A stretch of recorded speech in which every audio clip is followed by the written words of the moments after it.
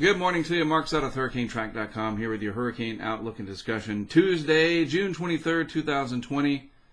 This will be pretty short because I am heading out with the family to do some stuff today at the beach. So here we go. All right, short and sweet and to the point today.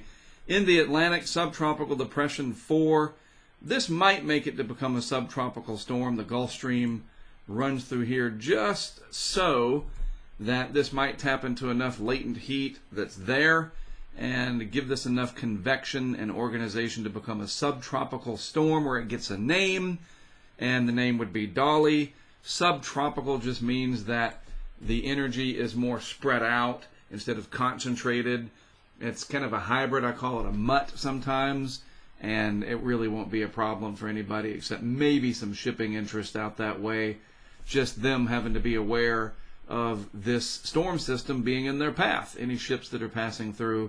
Other than that, no issues, nothing developing in the Atlantic because we have this large area of Saharan air that has pretty much taken over the deep tropics and into the Caribbean, eventually into the Gulf of Mexico, and parts of the southeast over here. Going to see a lot of interesting sunsets coming up over in the next several days. Looking at the Vorticity Signature this morning, energy starting to gather more and more here in the eastern Pacific, while we see the very rounded appearance now of the Vorticity Signature of Subtropical Depression 4, especially right here. That's what I look for, that circular look.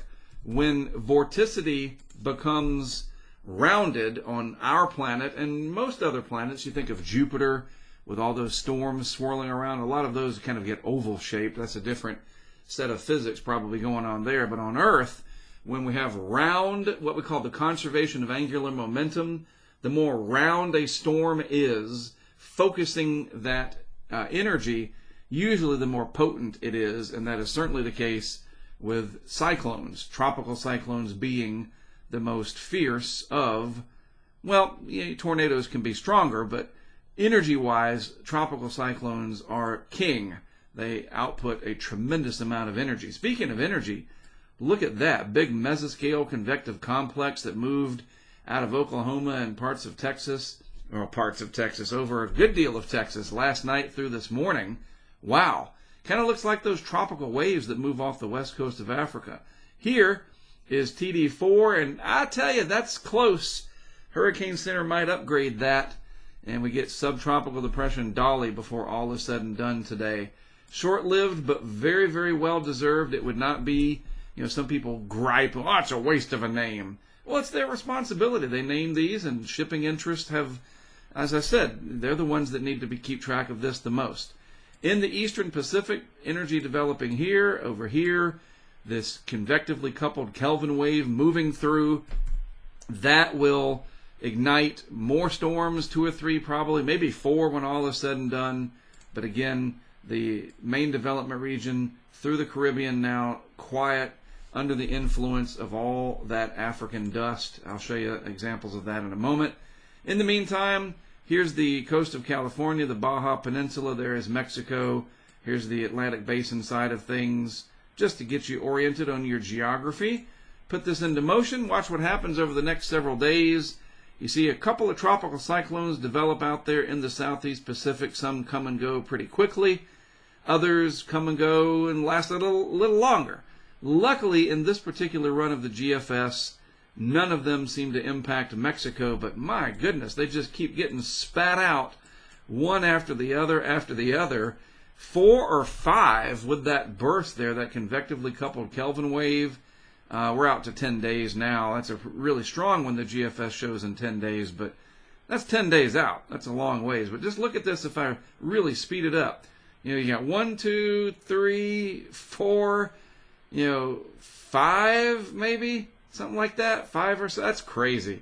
But these convectively coupled Kelvin waves will do that. And you notice too, just real quick, nothing on the Atlantic Basin side of things as we rewind this. I need gigabit internet here, I really do. There we go.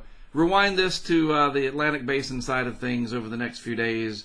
There's 5 days out right there, and we'll stop this at day 6 or 7. There we go. No, the Saharan air layer very dominant, but in the 8 to 10 day, maybe 15 day. That's far out.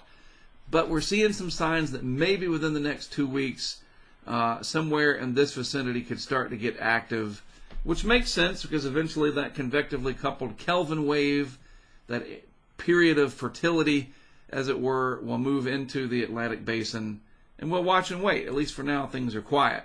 Here is a view right now as I'm recording this from St. Thomas in the U.S. Virgin Islands.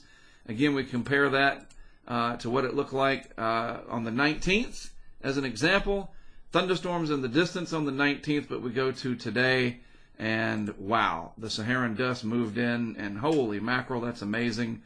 I just like showing off this technology. I think this is cool. St. John over in the Cruz Bay area, hosted by our Patreon supporter Brent. Again, this is what it looks like today. This is what it looked like back on the 19th on Friday. Man, look at that. Deep blue skies on Friday morning. Tuesday morning, not so much. Saharan air layer, yeah, it might cause a few problems with people that have asthma and other breathing issues, but other than that, mostly harmless. It can contribute to some blooms of red tide, but we're getting off topic a little bit. I want to show you this from Stefano Gordon down in Kingston, Jamaica. A view from his area. Even in Jamaica, the skies kind of have that milky, almost yellowish color to it, ode to the Saharan air layer. Nice and strong even in Jamaica there. You can see that. Another view here. This is my favorite. I like the sun. Barely visible. I won't say barely, but that's a hazy, dust-laden sky for sure. All right. There you go. Nice and short. My family's waiting for me in the driveway. I've got to go. Always good to talk to you. I appreciate it. Don't forget I'm on Twitter at HurricaneTrack. YouTube also at HurricaneTrack. Patreon supported. All of that in, well, you see the stuff there. You can read if you want to get involved. Thumbs up for you. All right? Even if you can't, I understand. It's just nice that you watch these videos. I got to go before my family starts blowing the horn at me. You guys have a great rest of your Tuesday as always. Thanks for spending a little time with me. I am Mark Sudduth, HurricaneTrack.com. I'll be back with more for you tomorrow.